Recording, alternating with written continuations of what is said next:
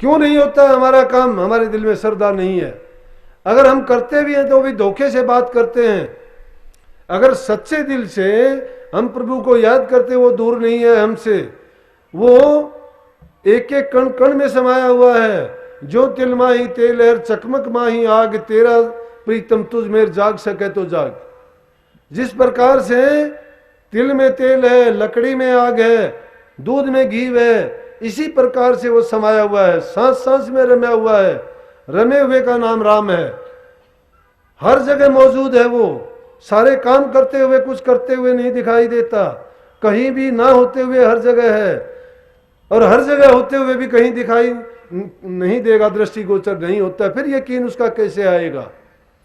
अगर वो नहीं हो तो हमारे काम कैसे होंगे? लेकिन इंसान को जो कर्म करने की आजादी दी, उस कर्म के आजादी के बस होके ये गलत काम करने शुरू कर दिए। इसने सोचा ये खुद कर्ता बन गया। कर्ता नहीं है इंसान, ये तो एक कठपुतली है। जो खेल हो रहा है वो प्रकृति का खेल है। उस प्रकृति के खेल में ये भूल भुलैया में भूल गया है। लेकिन जब संत उपदेश करते हैं, इसको सोए हुए को आके जगाते हैं, कहते हैं कि तेरी भरमना है, तेरी भूल है, तू भटका हुआ है, जाग, उठ, चेत, और तू सत्संगत कर, और सत्संगत में जाके तू प्रभु के नाम को जप, दुनियादारी के काम कर, जिम्मेवारी है, उनके बिना काम नहीं चलेगा। अपने कर्तव्य से ना भागो। लेकिन उनमें सबसे मुख्य काम जो है वो क्या है? हमारे हित का, जो हमारे काम आएगा वो प्रभु की भक्ति है, दूसरी कोई चीज नहीं। वो रोजाना 12 दिन तक गए, बिना कुछ खाए पिए, सुबह उठते, स्नान करते, पैदल जाते। परिवार में कोई एक आध घर का रखवाली रह गया नहीं, सब जाते। मैं पूछता, भाई आप सुबह सुबह कैसे आए?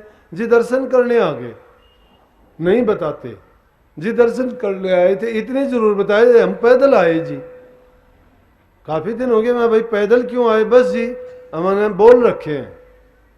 मैंने सोचा भाई अपने इस चीज की भी है। इन औरतों में तो जब कोई बात होती है ना, तो ये कि इनको जब कोई आफत आती है, चुन्नी का एक कोना पकड़ेंगी और उसका गांठ लगा के कहेंगे मैंने यह गांठ लगाई, और जब मेरा काम हो जाएगा न तो मैं तेरा यो काम करूंगी। देवी माई, हनुमान बाबा, महाराज जी, गुग्गा पीर, इनके सबके नाम ले लेके उनकी कहेंगे कि तेरी कढ़ाई करूंगा, हनुमान जी तेरी सवामणी लगाओ। वहां भी रिश्वत देने का काम शुरू कर देते हैं, जबकि वो लेते ही नहीं, उनको जरूरत ही नहीं है। ये तो हम अपने मन से मानते हैं, क्योंकि हमारे दिलों में ऐसा धोखा भरा हुआ है कि वो तुम्हारे इस चीज का भूखा नहीं है। इसी प्रकार से गुरुओं को भी तुम चाहते हो कि तुम कभी सोचते हो कि मैं पैसे दे के खुश कर लूं, कभी सोचते हो मैं कपड़ा लत्ता दे के खुश कर लूं, कभी कहते हो मैं कोई और उपहार दे के खुश कर लूं। अरे गुरु नहीं भूखा तेरे धन का, उन पे धन है भक्ति नाम का। पर तेरा उपकार करावे, भूखे नंगे को दिलवावे, उनकी मेहर मुफ्त तू पावे। जो उनको प्रसन्न करावे, उनका खुश होना है भारी, सत्य पुरुष निष्कृपाधारी। गुरु को तुम मानस मत जानो, वो है सत्य पुरुष की जान। गुरु को अगर तुम मानस समझते हो, इंसान तुमने मान लिया है, तुम्हारा खाक भी काम नहीं होगा। लेकिन गुरु को तुमने परमात्मा मान लिया है, एकाग्रता के साथ सच्चे मन से अपने विचार और ख्यालात में बसा लिया है, रोम रोम में। इसीलिए तो कही कि गुरु की कर हरदम पूजा, गुरु समान कोई देव न दूजा। गुरु चरण सेव नित करिए, तन मन गुरु आगे धरिए। गुरु ब्रह्म रूप धरे आए, गुरु पार ब्रह्म गति गाए। गुरु सत्य नाम पद खोल्या, गुरु अलख गम को तोल्या। गुरु रूप धरा राधा स्वामी, गुरु से बढ़ के नहीं अनामी। गुरु से बढ़ के नहीं है। परमात्मा के दो ही रूप हैं, सूक्ष्म रूप आपको दिखाई नहीं देता, स्थूल रूप में गुरु रूप में आपके सामने हाजिर है। इसीलिए उस गुरु की अगर तुम पूजा करोगे पूरे निश्चय और विश्वास श्रद्धा मन में लाके, पूरे एकाग्रचित होके, तुम्हारी भक्ति वहीं पूर्ण हो जाती है। सबने यही बताया है। अगर गुरु की भक्ति को निकाल दिया जाए तो तुम्हारे ग्रंथों में भी कुछ बाकी नहीं बचता है। गुरु की भक्ति को, गुरु की श्रद्धा को, अगर गुरु के महत्व को निकाल दो, शास्त्रों में कुछ नहीं बचेगा, खाली हो जाते हैं। क्योंकि गुरु बिन ज्ञान नहीं, ज्ञान बिन ध्यान नहीं, ध्यान बिन मुक्ति नहीं, लिखी है वेद में, पुराण में, कुरान में, अंजिल में, बाइबल में, गुरु ग्रंथ साहब में, सब में गीत गाया गया है इसी का, किसी भी रूप में उसको बताया गया है। लेकिन सारा घूम फिर के गुरु के इर्द गिर्द घूमती है भक्ति की धुरी। भक्ति सारी की सारी गुरु के इर्द गिर्द घूमती है। गुरु राजी तो करता राजी, काल कर्म की चले न बाजी। अब गुरु के आगे अगर सच बता देते हो, कोई बात छिपा के नहीं रखते हो, अपने दिल की बात खोल देते हो, तो तुम बख्शे जाते हो। क्योंकि इंसान अगर जो गुरु के आगे जाके भी झूठ बोलता है, बात को छिपा लेता है, दबा लेता है, वो दोहरा कपट वाला इंसान है, उसको डबल सजा मिलती है। गुरु की आज्ञा नहीं मानता एक गुरु के सामने कपट नहीं खोलता है। गुरु के आगे, माँ बाप के आगे, वैद्य के सामने अगर तुमने अपने दिल की सच्ची बात नहीं बताई तो वैद्य के सामने तुम्हारी बीमारी का इलाज कभी नहीं होगा। गुरु के सामने तुम्हारा मुक्ति का राज तुम्हें कभी नहीं मिलेगा, क्योंकि तुमने भ्रम का पर्दा बना लिया। अब एक पर्दा ही तो है, जब तक वो भ्रम की काई नहीं हटती है, भ्रम नहीं निकलता है, तब तक सत्य समझ में नहीं आता है। भूल मिटी जब मिटी 84 सत्य समझ में आया। जब वो भूल मिटेगी तभी 84 छूटेगी, तभी आपको सत्य समझ में आ सकता है, नहीं तो नहीं आ सकता। अब उसी बहन का काम क्या हुआ कि उसका जमाई बरी आ गया। अरे वो ठाठ से रहता है, वो कहती है कि जी आपके दिए दिन है नहीं, हमने तो बचाने वालों को नहीं थो कोई भी। ऐसा काम हो गया था कि सारी उम्र उसकी तो जेल में बीता। छोरी हमारे सिर के ऊपर रखी गई थी, हमारे से हमारी पालना नहीं होती थी। आराम से वो अपना शांति से काम करते हैं, लेकिन वो मानते क्यों मानते हैं? किसने किया उनका काम? मैंने नहीं किया, उनकी श्रद्धा ने किया, उनके विश्वास ने किया। इसीलिए वही बात तो मैं आपसे कह रहा हूं कि आप भी अपने दिलों में अपनी श्रद्धा ऐसी पक्की करके, एक अपने संकल्प को दृढ़ करके, ये नहीं नाम भक्ति की नहीं। एक अभी बहन आई थी, उन्होंने किसी दूसरे गुरु से नाम लिया है, थी सच्ची। वो कहने लगी जी मैं धारणा करके आई थी कि गुरु महाराज की कृपा होगी तो मुझे अपने आप बुला लेंगे। वो खड़ी होकर देखने लगी, मैं कहने लगे आने दो भाई। बोले जी मैंने नाम तो आपसे नहीं लिया है, लेकिन एक बात बताओ, मैं ध्यान करती हूँ, ये नहीं होता वो नहीं होता। मैं कहने लगा बहन जी जिसके नाम लिया उनसे भी जाके कभी मिल लिया करो। अब मिलने की बात या वहां उनको बेचारों को मिलने नहीं देते। अब मैं कहने लगी जी मैं सत्संग तो आपके सुनती हूँ, और सत्संग क्या सुनती हूँ, सत्संग सुनने के बाद मेरे सारे भ्रम मिट जाते हैं। फिर मैं पूछने का क्या रह जाता है कि जो आप बात बताते हो वो बिल्कुल सही बात है। बोले कि सादी भाषा में एकदम सीधी बात, भाई जब तक हमारी भाषा सीधी सादी जो समझेंगे ही नहीं। अगर आपके सामने किसी प्रकांड पंडित को लाके और मैं वेदों के श्लोक उनसे बुलवाने शुरू कर दूं, तो चाहे तो बर्तनों को बजाना शुरू कर दे और चाहे तुम्हारे सामने वो मंत्रों को गाना शुरू कर दे, बराबर है। क्यों? जो चीज समझ में नहीं आती उसका क्या करोगे? लेकिन ये कही है, संत बोले सहज स्वभाव, और संत का बोला मिथ्या नहीं जाओ।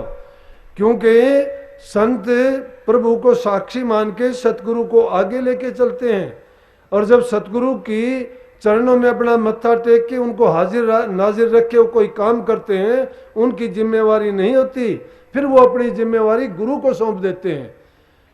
अब हमारे सामने भी यही है कि जब हम नाम की दीक्षा दी जाती है, कहने को तो सभी कहते हैं, सब धर्मों में सुनो, बड़ी रट लगाते हैं कि तन मन धन गुरु को अर्पण कर दिया, कि तन मन धन सब गुरु का हो गया। तन मन धन तो हमने किया ही नहीं अर्पण।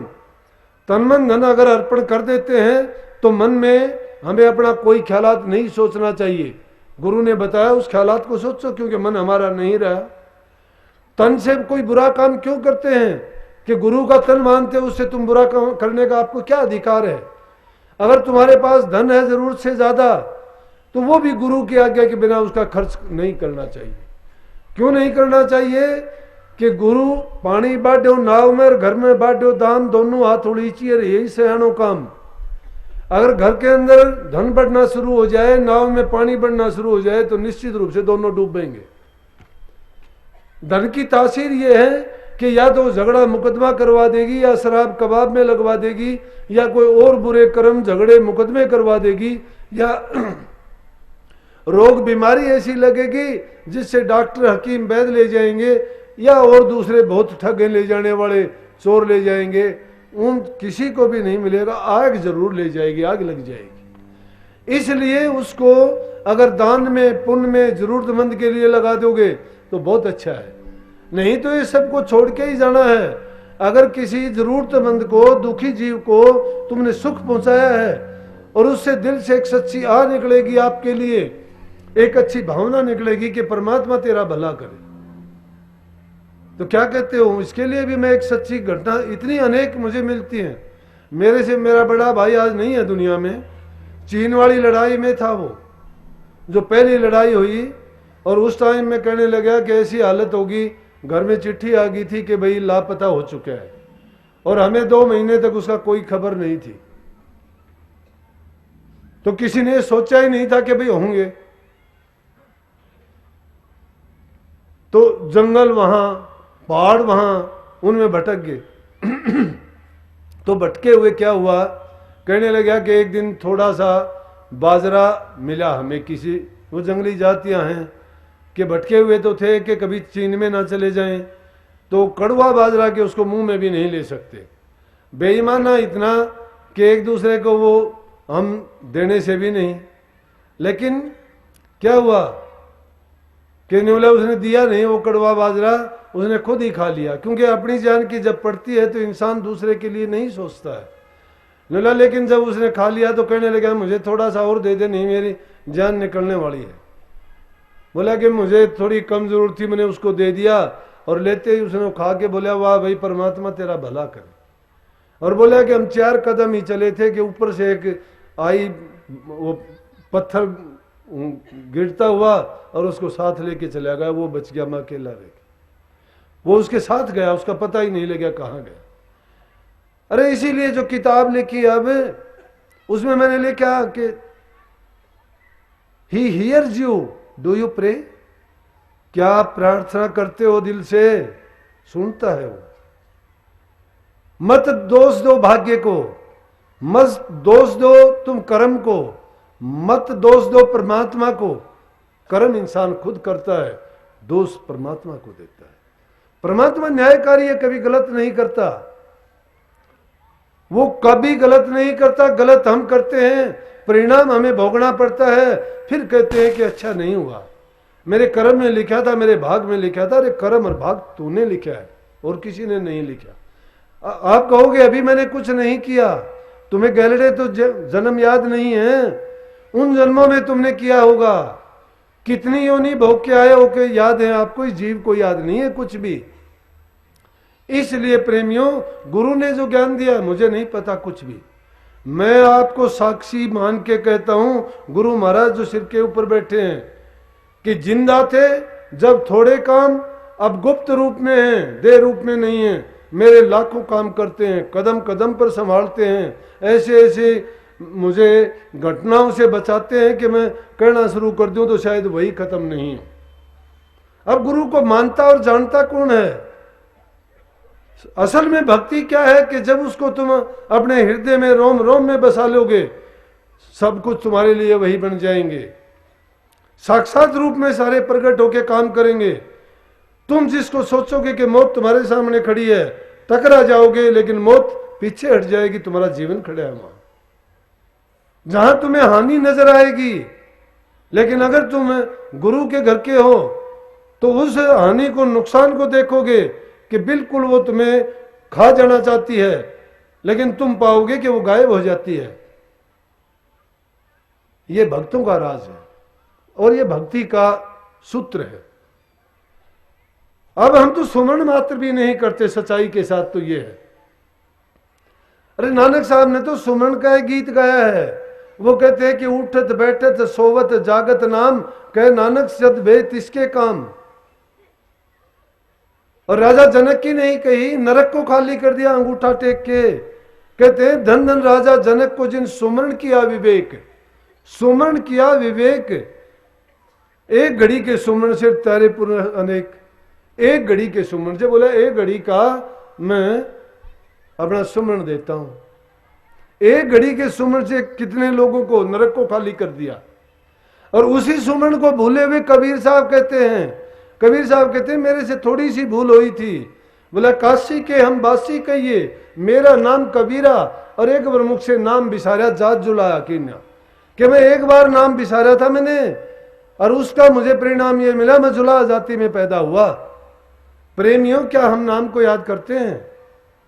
मैंने जो आपको बात कितनी सीधी भाषा में बताई है कि वो सुनता है, हर एक की सुनता है, लेकिन हमारी फरियाद में ताकत नहीं है। उस फरियाद में भी धोखा है। सच्चे फरियादी बनके तुम जब उस नाम को जपोगे तो वो तुम्हें अपने आप संभालेगा। आपको पुकार करने की जरूरत नहीं है। पुकार अगर किया नहीं, माला फेर उन हर बजोर मुख से कहूं न राम, मेरा साईं मुझको बजत तब पाऊं विश्राम। अगर तुमने गुरु धारण कर लिया, गुरु मिले फिर कहा कमाना। अरे गुरु ही तुमने बना लिया और फिर भी कमाई करनी पड़ती है तो धिक्कार है, गुरु नहीं है तुम्हारा। गुरु की अगर शरण ली है, पक्के बन के रहो, गुरु की बताई मर्यादा पर चलो, सब चीजों को भूलो, नाम को ना भूलो। कितने उपकार हैं गुरु महाराज के, कितने बताऊं कि जीवन तो बहुत थोड़ा था, मेरा जीवन तो बहुत कम था, सब कुछ गुरु महाराज का दिया हुआ है। कभी का बीत चुका होता, बहुत साल हो गए थे, लेकिन जो दिया उन्होंने इसलिए नहीं दिया था कि जीवन को बर्बाद करूं, इसलिए दिया था कि लेखे में लगाऊं। इस जीवन से जीवों के कल्याण का काम करूं। अब मुझे पता ही नहीं है क्यों। मैं अपना काम समझ के नहीं करता, अपना जीवन समझ के मैं नहीं जीता, मैं गुरु महाराज का जीवन समझ के जीता हूं। तन भी उनका मानता हूं, मन भी उनका मानता हूं, धन भी अपना मानता हूं। चार नहीं है। सारी जिंदगी 27-28 साल तक मैंने अध्यापक का काम किया, तनख्वाह मिलती थी, उससे गुजारा चलाया। अब अपनी तनख्वाह मिलती है, वो मेरे से खर्च नहीं होती। क्यों नहीं होती? जरूरत नहीं है मेरी। जरूरत पड़ती है, कोई मुझे कपड़ा दे देता है, कोई जूते दे देता है, रोटी तुम्हारी खाता हूं, गुरु महाराज का दिया हुआ है। वो पैसे भी मेरे बचते हैं, क्या करूंगा उनका? तो इनसे कोई भरता भी नहीं है किसी का, किसको दोगे? पूत सपूत धन क्यों संची, और पूत कपूत धन क्यों संची? पूत सपूत है तो धन एकत्रित क्यों करोगे? पूत कपूत होगा तो उल्टे कामों में लगाएगा, जुआ खेलेगा, शराब पिएगा, झगड़े करेगा, मुकदमा करेगा, अरे उसका शरीर बर्बाद होगा, वो धन भी बर्बाद होगा। और पूत अगर सपूत है तो धन उसको देने की जरूरत नहीं है, वो अपने आप धन कर लेगा, कमा लेगा अपना। परमात्मा ने सबको सब कुछ दिया है।